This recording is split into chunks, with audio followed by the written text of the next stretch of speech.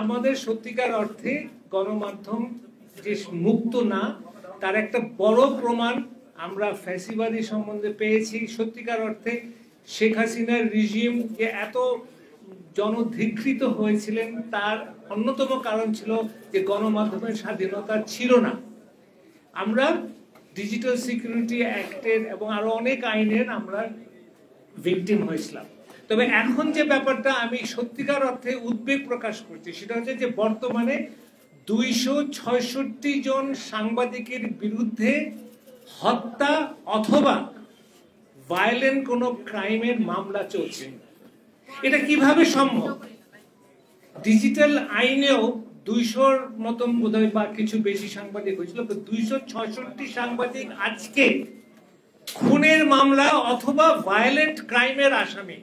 এটা আমি সাংবাদিকতা এবং আপনাদের সবাইকে বলছি, এটা আমাদের অসম্মানের কারণ।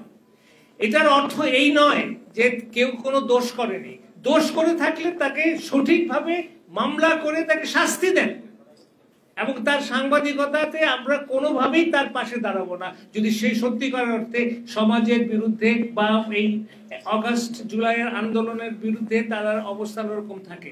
কিন্তু আজকে 6 থেকে 7 মাস হয়ে গেছে তারা এই মামলায় পড়েছে। আজ একটা কদম এগোয় নাই ইনভেস্টিগেশনের ব্যাপারে।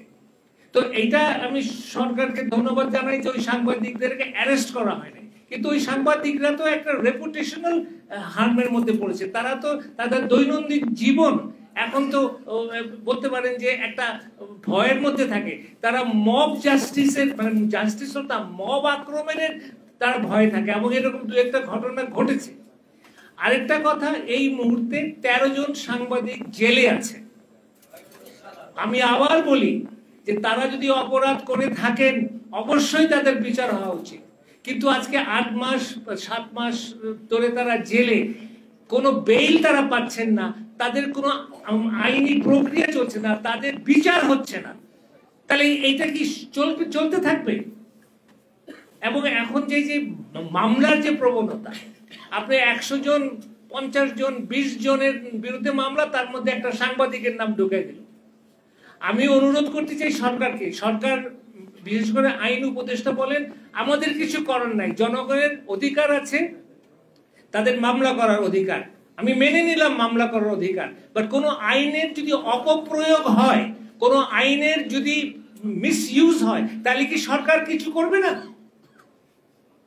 সেখানে আমার বড় প্রশ্ন, এবং আমার কংক্রিট প্রস্তাব হচ্ছে যে সরকারের হয়তো অনেক ব্যস্ততার জন্য এই 266 সাংবাদিকের কেস তারা হয়তো দেখতে পাচ্ছে না, বাট তারা র্যান্ডামলি 10-15টা কেস দেখুক না, যেখানে 20-25 জন সাংবাদিকের মধ্যে 20-25 জন আপনার অভিযুক্তের মধ্যে 1-2 জন সাংবাদিকও আছে, দেখুক না সরকার।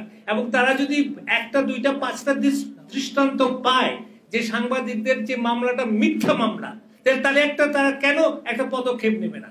বারবার বলা যে আমাদের কিছু করণীয় নাই, আমাদের কিছু করণীয় নাই, আমি মনে করি এটা যারা এই মামলা দিয়ে সাংবাদিকদেরকে হেনস্থ করছে তাদেরকে আরো বলিষ্ঠ করা হয়। আমি এটার খুব তীব্র নিন্দা জানাচ্ছি। আমি দাবি করছি যে সরকার সাংবাদিকদের পাশে দাঁড়াক। যে সাংবাদিক গিলটি, যে সাংবাদিক দোষী, যে সাংবাদিকের হওয়া উচিত, পানিশমেন্ট হওয়া উচিত, আমরা সরকারের পক্ষে থাকবো।